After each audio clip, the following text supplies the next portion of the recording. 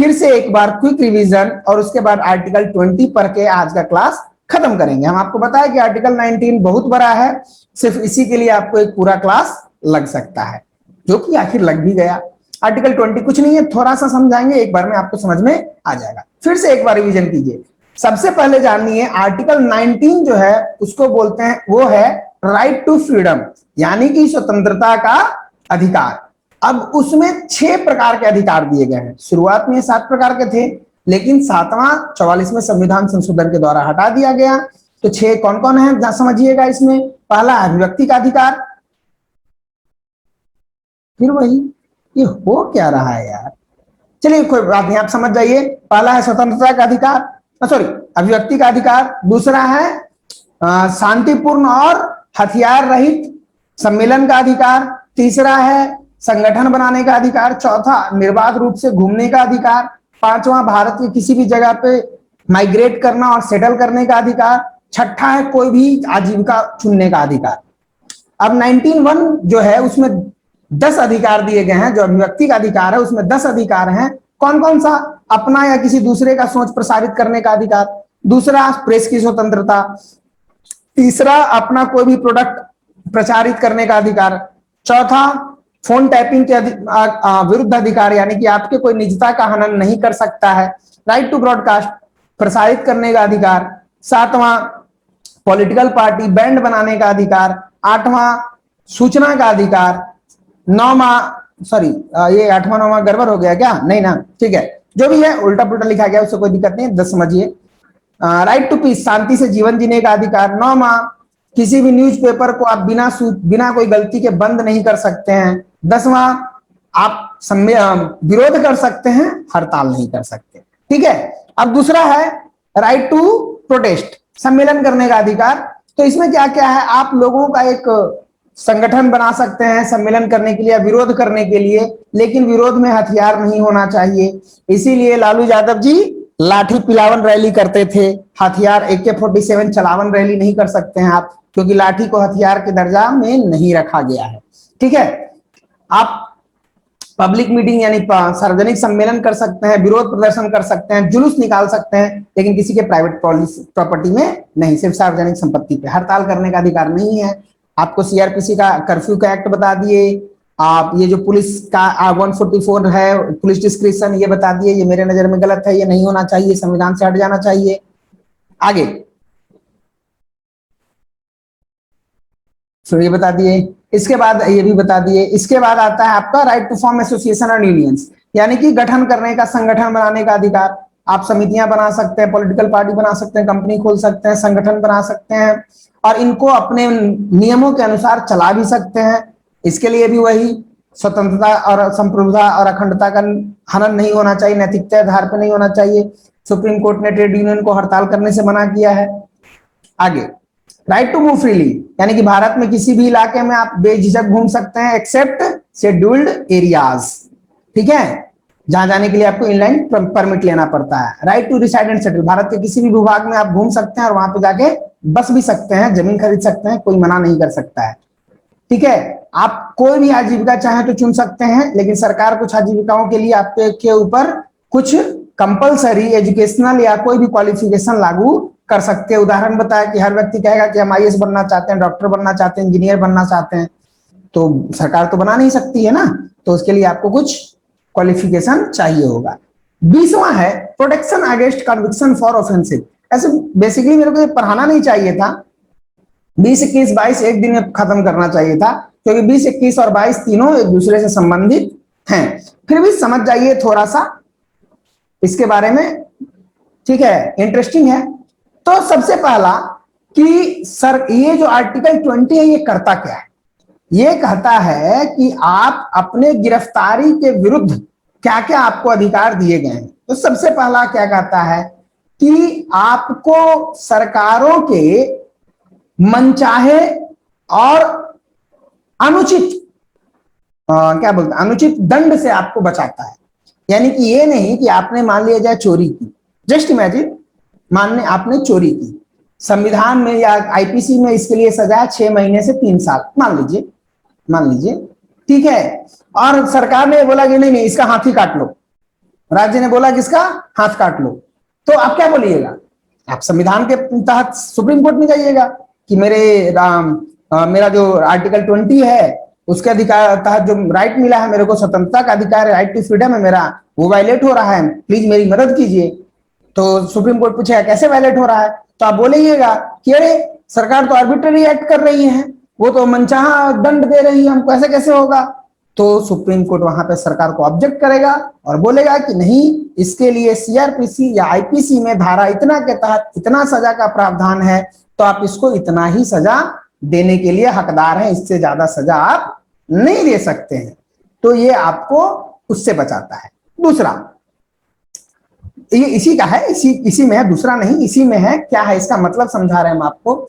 जैसे कि मान लिया जाए कि आज से आपने 2005, जैसे मान लीजिए मैंने 2005 में चोरी की नहीं, ये मत समझ लीजिएगा, मान लीजिए 2005 में मैंने चोरी की, ठीक है, और 2005 में मैंने चोरी कर लिया किसी का कलम, ठीक है।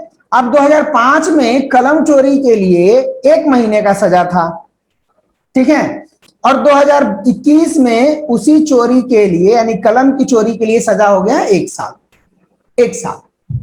तो सरकार या राज्य ये नहीं कह सकता है कि हाँ आपने 2005 में जो चोरी की थी उसकी सजा आज 1 साल है तो अब आपको 1 साल जेल में रहना पड़ेगा। नहीं, ये गलत है।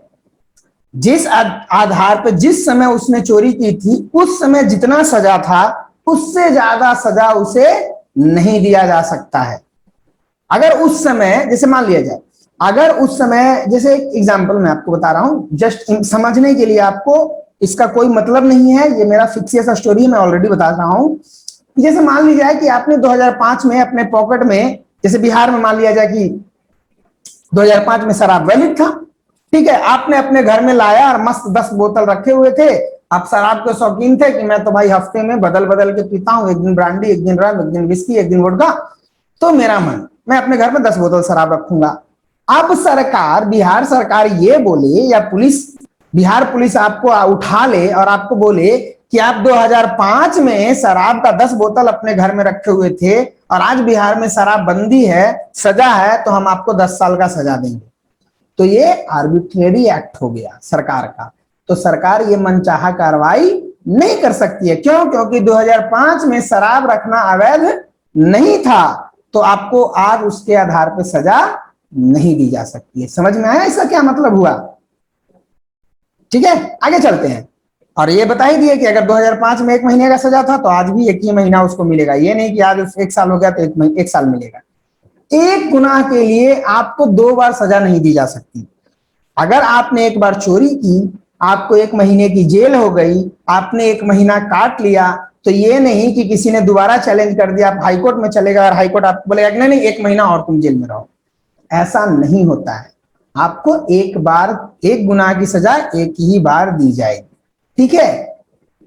इन जुडिशियल नेचर, इसका मतलब आपको थोड़ा समझ में नहीं आया होगा, मैं थोड़ा समझा देता हूं कैसे। जैसे मान लिया जाए कि आप नौकरी में है, आप घूस खाते पकड़े गए, ठीक है, रंगे हाथ पकड़े गए, आपको 6 महीने का सजा हो गया और आपकी नौकरी चली गई। 6 महीने का सजा भी हुआ और नौकरी भी चली गई, ठीक है। तो नौकरी चली गई आपकी। अब सरकार ने आपको कर दिया है ब्लैकलिस्ट। अब आप दूसरी जगह गए नौकरी मांगने, आपको नौकरी मिली नहीं क्योंकि सरकार ने आपको कर दिया है ब्लैकलिस्ट। सरकार का मतलब राज्य का मतलब इंस्टीट्यूशन। जहां मैं सरकार बोलूं वहां स्टेट समझिएगा, ठीक है। आप हो गए ब्लैकलिस्ट और आपको नौकरी अब कहीं मिल नहीं रही है। तो 6 महीने का सजा आपने काट लिया, आप कहीं नौकरी करने गए, आपको नहीं मिला, फिर आप दूसरी कंपनी में गए, उसने भी आपको निकाल दिया कि नहीं हम तो भाई ऐसे घूसखोर व्यक्ति को अपनी कंपनी में नहीं रख सकते। आप कंपनी सी के पास गए, सी कंपनी में भी बोला ना हम भी नहीं। डी कंपनी के पास गए, डी कंपनी में भी बोला ना हम भी नहीं। तो आपको यहाँ पे कितनी बार सजा मिली? 1 बार, 2 बार, 3 बार, 4 बार, 5 बार। तो आपको 5 बार सजा मिली एक गलती की।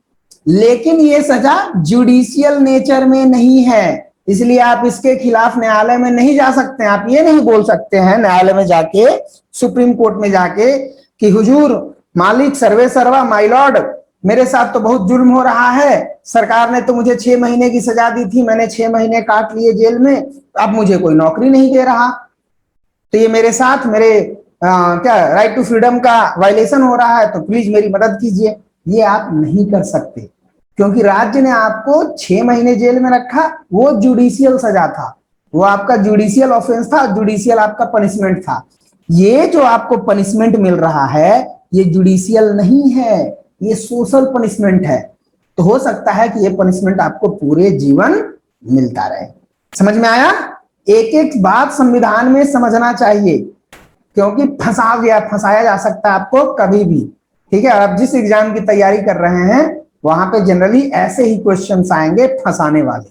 अगर आपका कॉन्सेप्ट क्लियर है, बिंदास बनाइएगा पॉलिटी, बस थोड़ा सा समझ होना चाहिए। पॉलिटी में समझ है, बोले ना 10 में से 7 नंबर कोई भी ले आएगा, अगर समझ क्लियर है तो 8-9 नहीं ला सकता है, क्योंकि यूपीएससी में 8-9 आज तक कोई ला नहीं पाया। मतलब लाया होगा, बिरला तो एक से एक है, लेकिन लाना बहुत असंभव टाइप, ऑलमोस्ट इम्पॉसिबल चीज है, इसलिए बोल रहा हूं।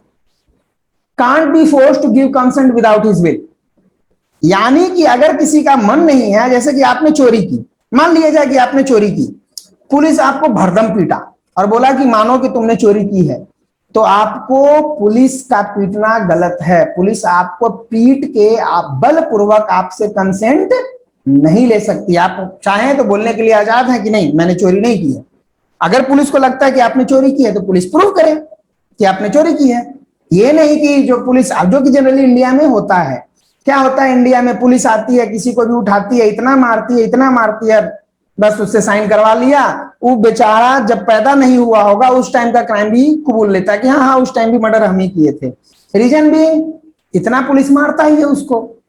तो ये गलत है, पुलिस को ये पीटने का अधिकार नहीं है कानूनन और बाय कॉन्स्टिट्यूशनली इंडिया में। इसीलिए कई बार पुलिस रिफॉर्म हुए, लेकिन सरकारें अपनी मर्जी के मुताबिक कानून को चलाने के लिए और पुलिस को चलाने के लिए उनको ठीक से लागू नहीं करती है। सबके बारे में हम लोग बात करेंगे, अभी तो आप लोग बेसिक पे हैं, उतनी ऊंची बात करना बेवकूफी होगा सबके बारे में। और इन सब चीजों का तो मैं अलग से वीडियो बनाता ही रहूंगा, अभी नहीं बना रहा हूं लेकिन बनाऊंगा, हर चीज के बारे में एक डिटेल वीडियो बनाऊंगा। ठीक है, तो यहीं पे आपका आर्टिकल 19 और आर्टिकल 20 खत्म होता है।